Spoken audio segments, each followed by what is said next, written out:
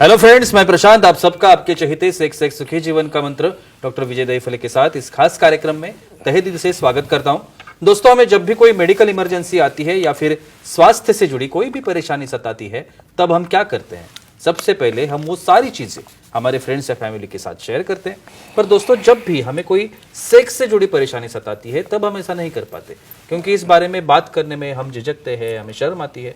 पर दोस्तों, अब शर्माने की बिल्कुल जरूरत नहीं, क्योंकि डॉक्टर विजय दहीफले आपके सारे सेक्स रिलेटेड सवालों के जवाब बहुत ही पॉजिटिव तरीके से जरूर देंगे। दोस्तों, शो को शुरुआत करते हैं, लेकिन उसके पहले जानते हैं डॉक्टर विजय दहीफले इनके बारे में। डॉक्टर विजय दहीफले ये एक जाने माने सेक्सोलॉजिस्ट, यूरोलॉजिस्ट और एंड्रोलॉजिस्ट है। डॉक्टर दहीफले जी के क्लिनिक औरंगाबाद, हैदराबाद, दिल्ली में द्वारका, पुणे तथा नवी मुंबई में नेरुल, दादर, अंधेरी, कल्याण, नासिक, अहमदाबाद और दुबई में भी है। डॉक्टर विजय दहीफले जी का भारत तथा अन्य देशों में कॉन्फ्रेंसेस और सेमिनार के लिए हमेशा आना जाना रहता है, जिसमें वे सेक्स संबंधी सभी समस्याओं पर सलाह एवं मार्गदर्शन करते हैं। तो चलिए शो को शुरुआत करते हैं। डॉक्टर साहब हमारे साथ है। Sir, welcome to the show. नमस्ते। आज का जो टॉपिक मैंने लिया है वो है सेक्सुअल डिस्फंक्शन और लिंग के विभिन्न आकार। आपने इसके पहले भी इसके बारे में एपिसोड्स देखे होंगे। बहुत सारे लिंग के आकार है, तो हम लोग दो दो तीन तीन मिलकर वो आकार के बारे में बात करते हैं। आज का जो टॉपिक है वो है, और ये लिंग के आकार से क्या क्या हो सकता है और क्या क्या उसके लिए प्रॉब्लम्स है या क्या क्या उसके सॉल्यूशंस है, आइए देखते हैं। सर, जैसे मैंने अभी बताया, लिंग के आकार के बारे में हम लोग पहले भी बोल चुके हैं। आज जो मैंने आकार लिए हैं उसमें से पहला है कर्व टू लेफ्ट। ये पेनिसिस होता है, तो ये क्या होता है? डेफिनेटली जी प्रशांत, यहाँ पे जो सीरीज चल रही है सेक्स एजुकेशन, सेक्सुअल अवेयरनेस और सेक्सुअल सेफ्टी, इसके अंतर्गत हम पूरी साइंटिफिक इन्फॉर्मेशन ले रहे हैं। मैं एक डिस्क्लेमर देता हूँ, time, place, person, condition, culture, safety, consenting, अपना ओन और नॉन पार्टनर, नॉन इन्फर इसके साथ ही आजमाना है। भाई, योनि के कितने विभिन्न आकार है, बाद में लिंग के कितने आकार है, ब्रेस्ट के कितने आकार है, ये मालूम होना क्यों ज़रूरी है? क्योंकि यहाँ पे हम उसके आकार के बारे में डाउट्स लेके झगड़ते, बहुत बार डिवोर्स तक केसेस जाते हैं। लेफ्ट साइडेड डेविएटेड क्या रहता है ये लिंग? देखो, नॉर्मली कौन सा भी लिंग ऐसा स्ट्रेट लाइन में खड़ा ऐसा नहीं रहता है, थोड़ा डेविएशन रहता है। लेकिन जब डेविएशन उसे कोई दिक्कत ला रहा है, यानी इतना डेविएशन मिड लाइन से बाजू में है कि इरेक्शन के बाद पार्टनर को पेन हो रहा है, इरेक्शन के बाद आपको पेन हो रहा है, ऐसे केस में एक साइड में जिसका कर्व जाता है उसे कहते हैं लेफ्ट साइडेड कर्व्ड या डेविएटेड पेनिस। माइल्ड होगा तो एक्सेप्टेबल है, नॉर्मल है। कोई डिस्फंक्शन ला रहा है या पार्टनर को कोई पेन हो रहा है तो उसे ट्रीटमेंट देनी पड़ती है। सर, पिरोनिस डिसीज जिसे कहते हैं, करेक्ट, उसमें भी इसी तरह का कुछ होता है, डेविएशन। तो इसका जो फर्क है डेफिनेटली वो कैसे करें? और वो बहुत इंपॉर्टेंट है मालूम होना। बिल्कुल। यानी नेचुरल लिंग में डेविएशन रहना और कुछ पैथोलॉजी ने क्या इतना हस्तमिथुन करते हैं कि उसको मोड़ते हैं, हाथ से फ्रैक्चर हो जाता है उसका, तो वहाँ पे गीड बन गई, कैल्सिफिकेशन हो गया। दूसरा, डायबिटीज़ में वहाँ पे डिसीज प्रोसेस से स्क्लेरोसिस होता है, कैल्शियम जमा होता है, तो उसमें भी बेंड होता है। लेकिन ये बेंड पेनफुल रहता है, उससे इरेक्टाइल डिस्फंक्शन होता है और वहाँ पे गीट बनती है, और बाद में वहाँ पे फुल 90 डिग्री डेविएशन तक देखा गया है।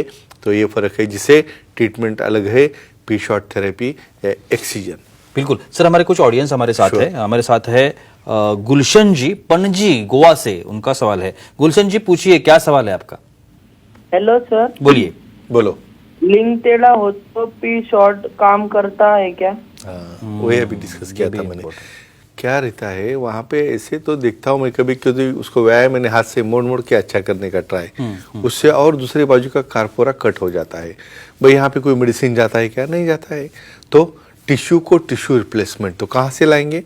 प्लेटलेट से निकाल के उसको एक्टिवेट करके इंटरफेरॉन डाल के पी शॉर्ट थेरेपी, जिससे क्या होता है वहाँ पे हम इंजेक्ट करोगे तो टिश्यू ने फाइब्रोजेनेसिस, वास्कुलोजेनेसिस, न्यूरोजेनेसिस, उससे वो बेंड कवर होता है। लेकिन उससे भी नहीं कवर हुआ तो एक्सीजन माइक्रो सर्जरी करके डर्मल ग्राफ्ट करना है या अल्बुजिनिया का ग्राफ्ट लगा के उसे हम अच्छा कर सकते हैं। बिल्कुल सर। और एक आकार है स्मॉलर लेंथ एंड गर्द पेनिसिस, ऐसे कहा जाता है, तो ये क्या होता है? डेफिनेटली देखो, इरेक्शन होने के बाद जो पेनिस 2.5 इंच से भी छोटा होता है और जिसका गर्द 1.5 इंच से भी छोटा है तो उसे कहते हैं small penis, short penis.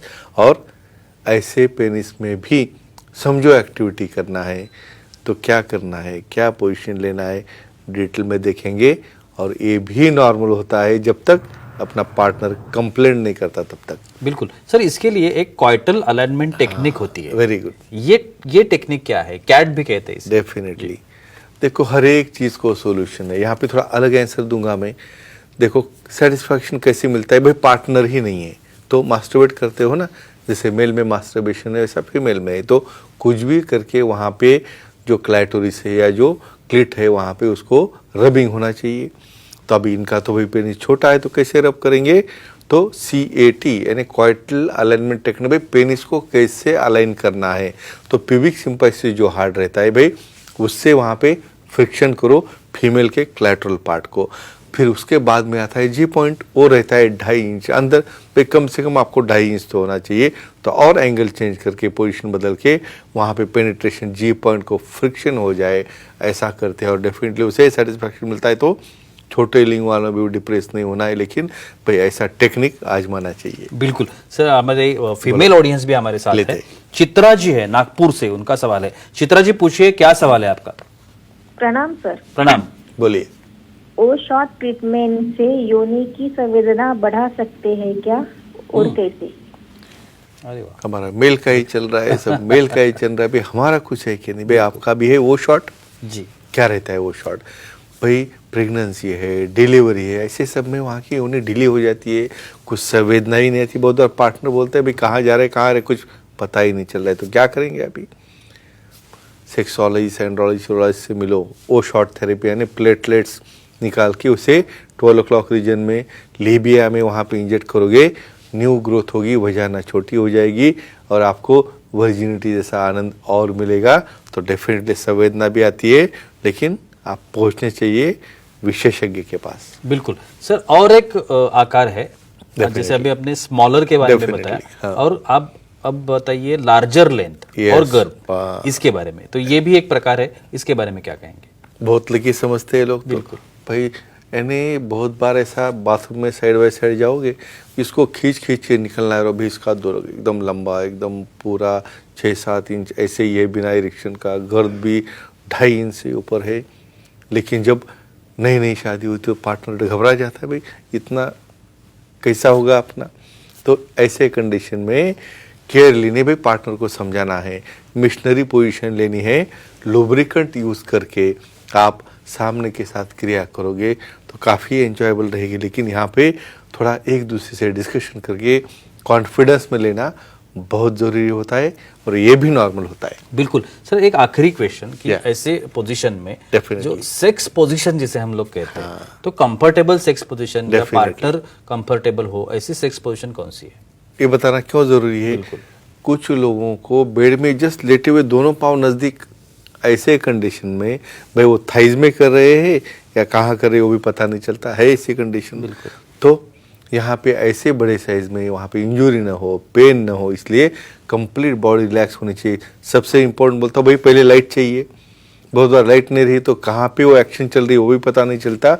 Missionary position, missionary मतलब क्या रहता है?